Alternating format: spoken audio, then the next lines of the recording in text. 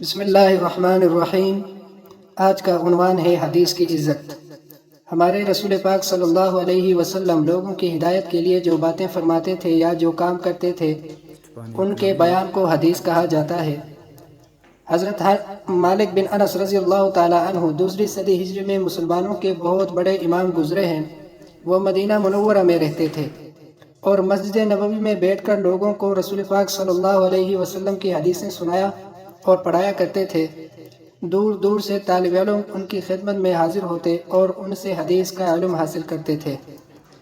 حضرت امام مالک رحمۃ اللہ علیہ کا قاعدہ یہ تھا کہ جب حدیث پڑھانے بیٹھتے تو غسل کر کے خوشبو لگاتے، نئے کپڑے پہنتے اور بڑے وقار کے ساتھ اپنے مسند پر بیٹھتے۔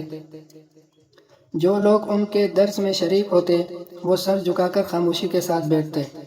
کسی کو مجال نہ تھی کہ جب امام صاحب درس دے رہے ہوں وہ اونچی آواز سے بات کریں یا کوئی ایسی حرکت کریں جس سے ظاہر ہو کہ ان کا دھیان حدیث سننے کی طرف نہیں ہے۔ ایک دفعہ خلیفہ ہارون رشید مدینہ منورہ آیا اور اپنے درباری امیروں کے سامنے امام صاحب کی ترتیب دی ہوئی کتاب موطا سے حدیث سننے کی خواہش ظاہر کی۔ ان امیروں کے ذریعے امام صاحب کو خلیفہ کی خواہش کا علم ہوا تو آپ نے فرمایا کل کا دن موطا کی حدیثیں سننے کے لیے مقرر ہے۔ دوسرے دن خلیفہ انتظار میں رہا کہ امام صاحب دربار میں تشریف لا کر اس کو حدیثیں سنائیں گے، لیکن امام صاحب شاہی دربار میں تشریف نہ لائے اور مسجد نبوی صلی اللہ علیہ وسلم ہی میں درس دیتے رہے۔ خلیفہ نے اپنے کسی درباری امیر کو امام صاحب کے پاس بھیج کر اس کا سبب دریافت کیا تو فرمایا علم کے پاس لوگ آتے ہیں، علم لوگوں کے پاس نہیں جاتا۔ مالک کے سب سے بڑے حاکم نے امام صاحب رحمۃ اللہ علیہ کا جواب سنا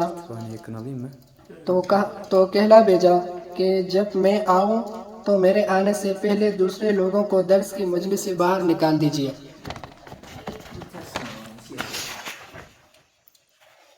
امام صاحب نے ایسا کرنے سے انکار کر دیا اور فرمایا رسول اللہ صلی اللہ علیہ وسلم کی حدیثیں کسی خاص طبقے کے لیے نہیں ہیں، امیر غریب سب ان لوگوں کو سننے کا حق رکھتے ہیں۔ یہ جواب سن کر خلیفہ اپنے دونوں بیٹوں شہزادوں امین اور مامون کو ساتھ لے کر امام صاحب رحمۃ اللہ علیہ کی مجلس درس میں حاضر ہوا اور ان سے دریافت کی اور درخواست کی کہ دوسرے طالب علموں کو رخصت کر دیجیے۔ امام صاحب رحمۃ اللہ علیہ نے ایسا کرنے سے بھی انکار کر دیا اور فرمایا حدیث سننا نیکی اور بھلائی ہے اور جو خوش نصیبوں کے حصے میں آتی ہے، میں کسی کو نیکی اور بھلائی کے کام سے نہیں روک سکتا۔ خلیفہ خاموش ہو گیا اور بڑے ادب اور احترام کے ساتھ امام صاحب رحمۃ اللہ علیہ سے حدیثیں سنی۔